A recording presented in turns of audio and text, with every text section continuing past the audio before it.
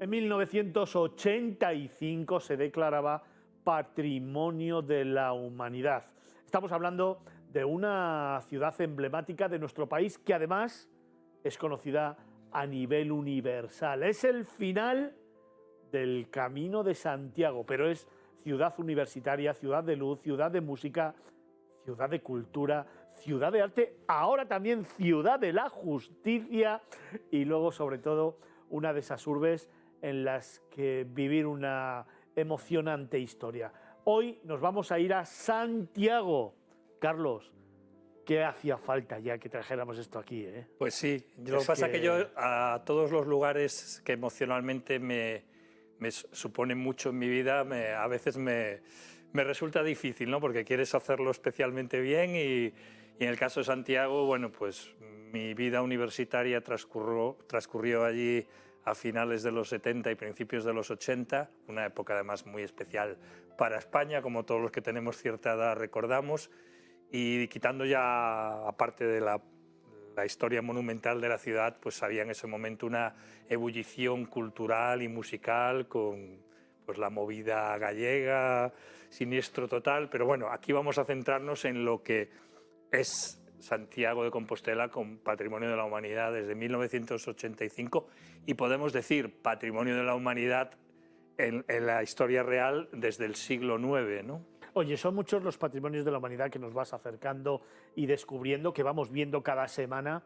pero no sé si es demasiado aventurado por mi parte decir que Santiago, además de ser patrimonio de la humanidad, igual va mi sentimiento patrio, es patrimonio de la humanidad universal. Es uno de esos patrimonios de la humanidad que tiene un empaque especial por todo lo que representa y por todo lo que muestra. Pues sí, bueno, digamos que son dos cosas, ¿no? El camino, por un lado, también es patrimonio de la humanidad, no solo el camino francés, que fue el primero que se nombró, sino que luego se nombraron también los caminos del norte, los más tradicionales y clásicos, y luego la ciudad que nació a partir de ese encuentro de la tumba de Santiago, del apóstol Santiago el Mayor, pues en el siglo IX, ¿no? Pues que estamos hablando de 12 siglos, de 1200 años, ¿no? Eso es una auténtica barbaridad, ¿no? Obviamente ha pasado por muchísimas vicisitudes. Cuando yo estudié en Santiago, pues básicamente Santiago era una ciudad que vivía de lo que eran los estudiantes y de lo que era pues su importancia como ciudad religiosa, ¿no? Pero en aquellos momentos, te estoy hablando de eso, finales de los 70, veías muy pocos peregrinos. Veías muy pocos peregrinos, ¿no? Entonces, obviamente, fue después de la gran idea de marketing del señor Fraga de crear el Pelegrín, aquel personaje que casi de cómic, que le dio un relanzamiento al Camino de Santiago, porque en el año 92 en España habíamos tenido las Olimpiadas y la Expo de Sevilla, y alguien dijo, oye, en el 93, ¿qué motivo puede haber para atraer a la gente a España, ya que España ha estado muy de moda en el 92? Y alguien dijo, bueno, como es Año Santo, que hay que recordar que Año Santo es cuando el 25 de junio, que es Santiago Apóstol, patrón de España, cae en domingo, ese es Año Santo. Con lo cual, aquellos que peregrinen y crucen la puerta del perdón, pues van a tener el perdón de sus pecados, ¿no? Y bueno, fue a partir de ahí que el Camino de Santiago se ha convertido en un boom. Yo tengo 10 Compostelas y te puedo decir que me he encontrado, es una pena que no haya ido apuntando, pero yo creo que he conocido peregrinos de 60 o 70 nacionalidades diferentes. Oye, Carlos, vamos a centrarnos en Santiago de Compostela.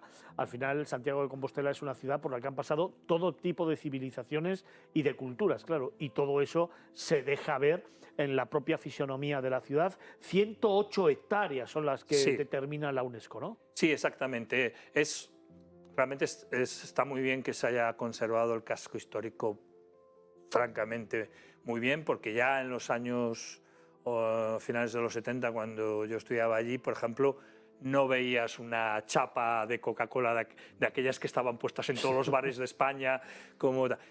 Sí podía haber un anuncio de Coca-Cola, pero siempre conservando el cartel en hierro forjado, los colores, no podía haber colores vivos. O sea, en ese sentido, Santiago siempre ha sido arte, digamos, en todas las fachadas de las casas, en el suelo, esos suelos adoquinados de grandes losas de piedra, que cuando llueve el agua rebota y casi te moja de abajo arriba. Entonces, en ese sentido, creo que tiene mucho mérito, porque ha habido otras ciudades que su casco histórico se ha mantenido a duras penas. En el caso de Santiago se ha mantenido francamente muy bien. Y el gran ejemplo de esa multiplicidad de culturas y de tendencias que ha habido a lo largo de, pues eso, 12 siglos, es que se ve en su lugar más emblemático, en la catedral. Tú ves la catedral, vas cambiando de fachada y parecen cuatro catedrales diferentes, porque tenemos, por supuesto, la más famosa, que a mí no es la que más me gusta, pero es la más impresionante, la del Obradoiro, la que da a la plaza que es, da al oeste, además, porque hay que recordar que los peregrinos... remozada, además, inaugurada de nuevo, ¿no? Sí, exactamente. Ya limpia, y bueno, que a mí particularmente no sé qué os parece. Tan limpia a mí tampoco me gusta. A mí no me gusta nada. Pero la climatología gallega se encarga enseguida de recuperar el toque. Parece que pierde sabor, ¿no? Pero además, fijaros, a mí también hay una cosa, no me ha gustado absolutamente nada, la visita guiada que hacen precisamente del interior. No sé si habéis tenido oportunidad de hacerla, yo la he hecho, y con la audioguía y con una guía oficial, y realmente ha sido absolutamente decepcionante. Yo tengo para la grandeza de lo que representa. Tengo la suerte de tener un buen amigo en Santiago que, aparte de ser un profesional extraordinario de marketing digital, es guía. Y lo que pasa es que no ejerce, pero cuando vamos los amigos allí o cuando voy yo con amigos no me atrevo a contar la historia de la catedral, y entonces le llamo y le digo: Fidel, ¿tienes tiempo para unos amigos tomarnos unas cañas y contarle la historia bien contada de la catedral? Y por supuesto casi siempre está disponible, y hay mucha diferencia entre tener un guía realmente que conoce eso, las leyendas, los entresijos, las anécdotas, las miles de cosas que han pasado por esa catedral, porque... Ciudad de leyendas, ciudad espiritual, ciudad de magia, ¿no? Porque también recordar cuando hemos estado por allí, que hemos tenido la oportunidad de estar en el equipo de Miradas Viajeras, y hemos estado hablando precisamente de esas historias por la noche que se van sucediendo en torno a las plazas de la propia catedral. ¿Recordáis cuando decíamos que se aparecía, ¿no?, en una sombra precisamente uno de los curas? No, un peregrino. O un peregrino. Aparece la imagen del peregrino. El peregrino. Es verdad. Que llevaba una historia rocambolesca, ¿no? Sí. No, es que, bueno, por ejemplo, la fachada de Platerías, obviamente ya el propio nombre te dice que tiene algo que ver con plata, pero es que justo allí en el lateral siguen trabajando los orfebres que trabajaban la plata, porque, bueno, pues los peregrinos se llevaban de recuerdo pues o un mini botafumeiro de plata o una joya, pero luego es que está la fachada de azabachería. El azabache también es otro de los elementos de orfebrería que se utiliza muchísimo en toda la imaginería de Santiago y de la catedral. Entonces es eso, que esa catedral la miras, vas girando, ya sea en el sentido contrario a las agujas del reloj o en las agujas del reloj, y te parecería que son 4 catedrales distintas, porque cada una de las fachadas es de un estilo diferente, estilo románico.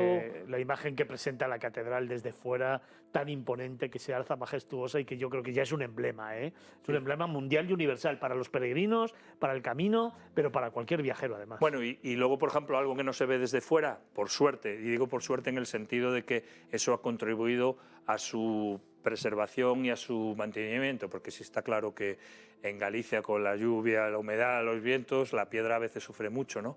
El Pórtico de la Gloria es una segunda fachada de la fachada del Obradoiro. Antes se podía entrar por el Obradoiro y ya te quedabas extasiado. Ahora hay que hacer otro recorrido a raíz de la que es el restauración. Que te muestran los guías del que se hablaba yo antes. Y yo seguí muy de cerca todo lo que fue el proceso de restauración, porque, bueno, pues fue financiado por la Fundación Barrié, que a su vez tiene relación con el Banco Pastor, y yo trabajé muchos años en el Banco Pastor, con lo cual conozco los detalles de la profesionalidad, la maestría y la calma, en el buen sentido de la palabra, con lo que se hizo la restauración, porque eran muchos siglos de historia. Muy poca gente sabía, por ejemplo, que la piedra era policromada, porque se había perdido toda la pintura después de tantos siglos. Pero es que tampoco puedes de repente pintar las figuras de los apóstoles como eran o como suponías que eran, ¿no? Entonces, bueno, fue una labor tremenda, pero que, bueno, el Pórtico de la Gloria está reconocido a nivel universal como una de las obras maestras de la arquitectura medieval. Felipe, para ti un lugar emblemático de Santiago, venga. Hombre, yo voy a rematar la Plaza del Obradoiro poniéndome de frente a la catedral y sabiendo que a mano izquierda está el parador de turismo. Ya sabía yo, ya sabía yo. Y luego otra cosa que es, está muchas veces en Santiago, pero yo me acuerdo de siendo niño cómo conocí yo Santiago de Compostela. Y tú que eres estudiante allí te va a hacer mucha gracia. Y es una película que se llama La Casa de la Troya. Hombre, una película antiquísima. Que ahora es un hotel. Digo antiquísima porque yo era así, fíjate, se ha llovido desde que he ido creciendo un poquito, y fue cuando yo empecé a conocer que existía un lugar en España que se llamaba Santiago de Compostela. Pues te recomiendo ir al Hotel Carrís, Casa de la Troya, porque conserva la esencia histórica del edificio y es un hotel muy coqueto. Es muy bonito. El Hotel Casa La Troya de Carrís Hoteles también te lo recomendamos, igual que antes hemos recomendado otros, hoy te recomendamos también el Carrís Casa La Troya. Oye, lo que no os he escuchado hablar de Santiago es, por ejemplo, cuando cae la noche y en esa plaza del Obradoiro también empiezan a sonar los tunos. Vale. Ahí, a ver, yo complejo. Voy a ser sincero.